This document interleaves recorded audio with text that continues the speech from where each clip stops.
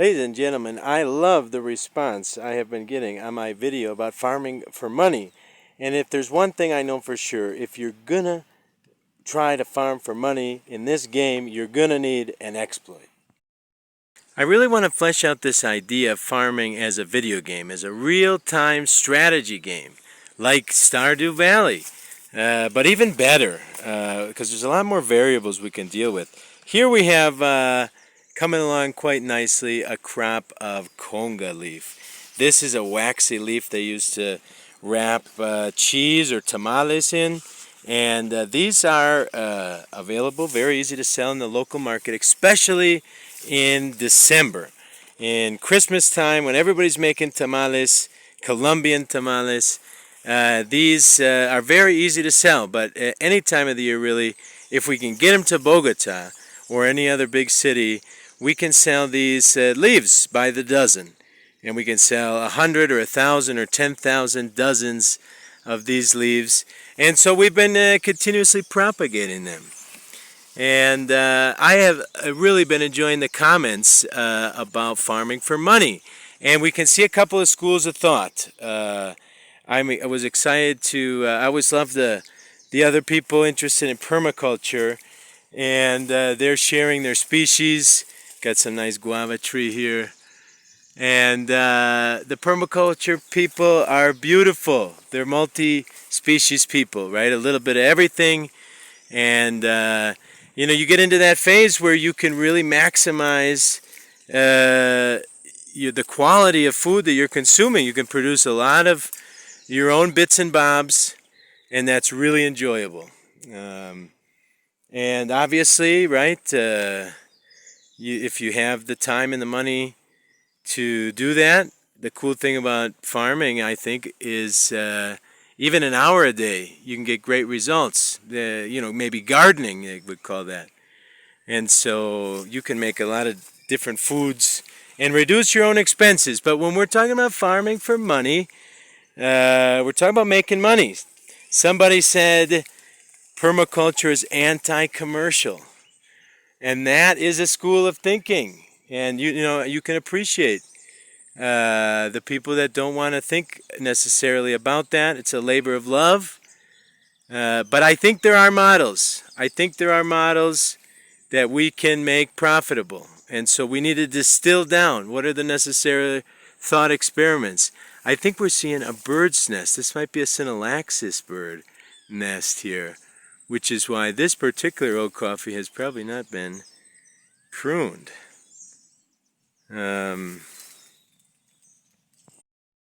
So say what you want about non-commercial. I mean, I think it's very noble, but it's very Western. It's very Western from a culture spoiled by monoculture. I don't know how much longer monoculture can last. But here in poorer and developing areas, agriculture is still a viable way to make a living. A lot of people do. Subsistence agriculture is still alive. And so I don't think it's unreasonable to think that we can make subsistence agriculture profitable. But we have to learn a few lessons. We have to learn a few lessons. Not every crop can make it through to that supply chain, right? I want to talk more about our experiences with the supply chain in another video, but if we're going to play the game, we got to face reality. There's an investment in any supply chain. It's a varying investment. These conga leaves, for example, really there's no further transformation, right? So we can't value add to get extra profits out of the supply chain, but it's really easy. You go through, you prune them, you wipe them down with like a damp rag. As you go through them, you organize them into stacks of 12, fold over a piece of paper, another 12, fold over a piece of paper, another 12, organize them into dozens, and you know, fill bags up, 1,000 dozens. How many can you fit in a truck? But they're lightweight. In rural areas, price per kilogram is a super important variable because transportation costs. Price per volume could also be an issue with really light things. But still, you have to think about shipping. How do you get it off the farm into the center, and then from the center to wherever they use it? So there's a benefit in terms of the cost to get to a market for products that have a demand in your local market, right? And this brings me into another kind of category of comments, but really in this discussion, in the developing world, this is a big discussion. People talk all the time. What are you growing? What's profitable? What's making money? To the point where I've seen them crash new markets. There's a new crop comes out. Somebody put up a plant to process it into its next level. The jacon was one, and it's a kind of a ground pear, I guess. And they made some sort of insulin substitute, organic insulin substitute, or something for diabetic people. And it had a really high price per kilo, so everyone in the region planted it. Very fast crop. Well, 3 months, 4 months later, the price per kilogram had fallen. It was a glut, and everybody had a whole bunch of these plants. Now they were tough to sell. It was a new market, and as it found its footing, it's balanced out now, about 50 cents a kilogram. And some people still grow it, a lot of people don't. Pineapples are great. If the first 200 or 300 pineapples are easy to sell for us in town, the next 1,000 pineapples I may need to go to another town, which increase the cost of me getting to my customer. So these are all math problems, right? So generally we want to make this analysis on any product. The really profitable products are products you can add value to. Pineapple, direct to market. Conga leaf, direct to market. Now coffee is such an interesting case. I should one day make a whole video about our coffee journey. But there's several stages of adding value. You pick the red bean, you shell it, you ferment it, you dry it, you dry shell it again, then it's the green bean they call it, and then you roast it, roasted bean, then you grind it, and then you brew it, and then it's a cup of coffee. So all along there's value add to that coffee product. And you can get as close as you can, but eventually, generally, we integrate at one point or another, whether it's been roasted or unroasted or unground, the pergamino, or the dry bean, the white beans. And so all of that's an analysis about the price. Can you increase your margins by 10% if you invest in the next machine? This is the analysis of a coffee farmer. If I buy a sheller, or if I buy a roaster and now I roast my coffee, or I go the next step, if I bag the coffee, if I ship the coffee, what are the margins? What's the return on investment? And then back to the farm, it becomes a volume question. So there's specialists along that supply chain. The Congo leaf doesn't have any of that. You just get it to the ladies that are wrapping those tamales, and you could sell them by the thousands if it's the right time of the year. If it's the holidays and they're wrapping thousands of tamales, you get them that leaf, they'll wrap it up. And so what's the return on investment? Well, which of these what are the jobs required to raise these crops? The Conga leaf is really nice because it really requires no work. Basically no work. Just don't chop it down. Don't run it over with the lawnmower. And it's good. It'll just keep growing. Probably the more you prune the leaves, the happier it is. And we keep splitting them. We've got 200 plants now. And I don't want to get to my secret best money-making thing yet. I'm working on a video about the best way to make money in permaculture. But this crop analysis is essential. Eventually, we need to create models, which means we need to be growing thousands of diverse products, not just 4 or 5 for the local market. It should be dozens. And dozens in every microclimate means that we'll be a country or a region should be managing. Really, hundreds of species of crop productions. Human scaling the infrastructure, the transformation infrastructure where it makes sense. That's all capital investment, but I think over time it's a real rate of return. It will make our regions really more developed because they will produce and transform more things. These are, I think, probably better long-term investments than guns and bombs. That's just my personal opinion. I believe in the broken window fallacy. So I look for real capital investments, and I think transforming our game zone, right, is to buy a little bit of land and transform it. Land produces things. Can it produce more things? Yes, we can produce more biomass. Which of those biomasses are valuable? That's a species selection, right? Which are the species that want to be there? Which are the species that we want to introduce?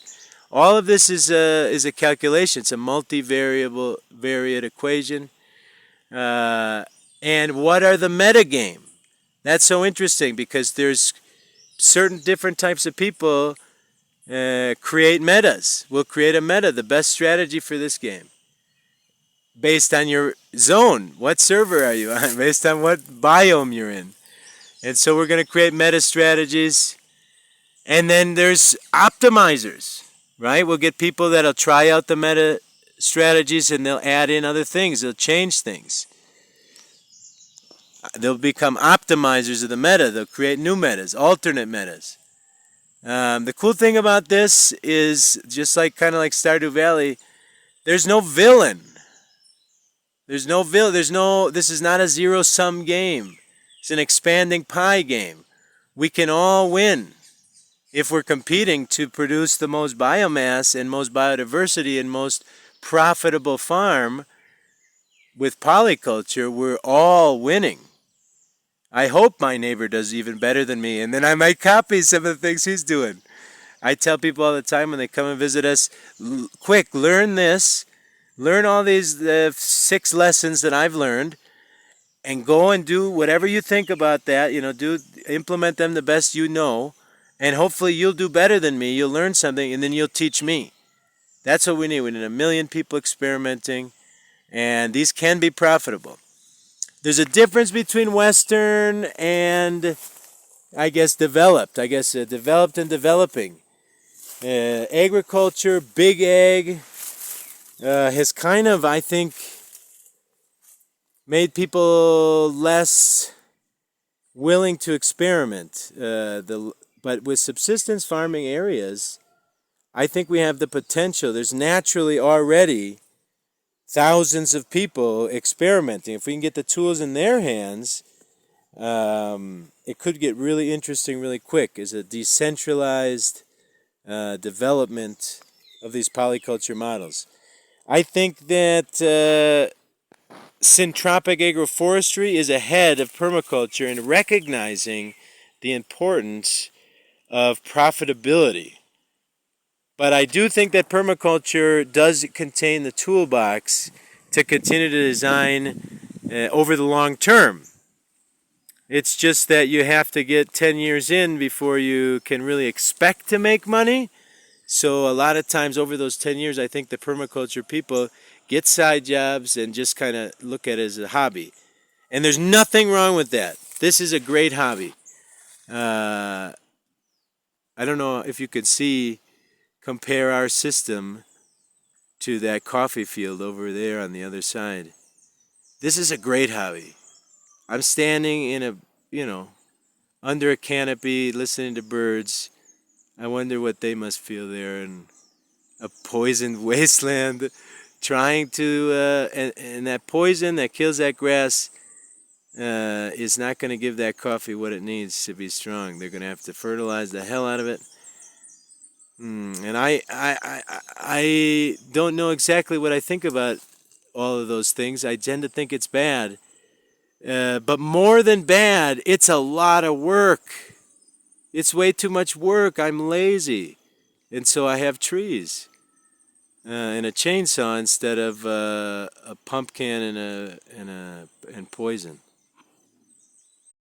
The difference in these two schools could also be related to the difference in price per unit hour of labor. But it could also be due to some differences in biome. The tropics do receive insane multipliers on biomass production. Ultimately, this could result in much higher improvements, marginal improvements in returning these tropical systems from monoculture to agroforestry systems.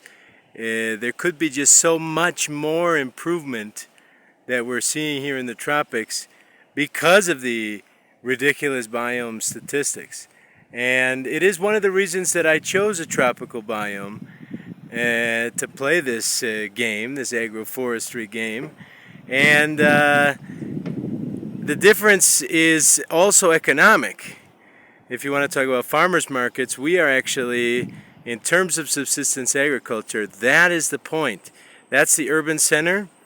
It's 2.3% of the Libano's mass, but it's basically a small town that's grown up around thousands of hectares of farmland.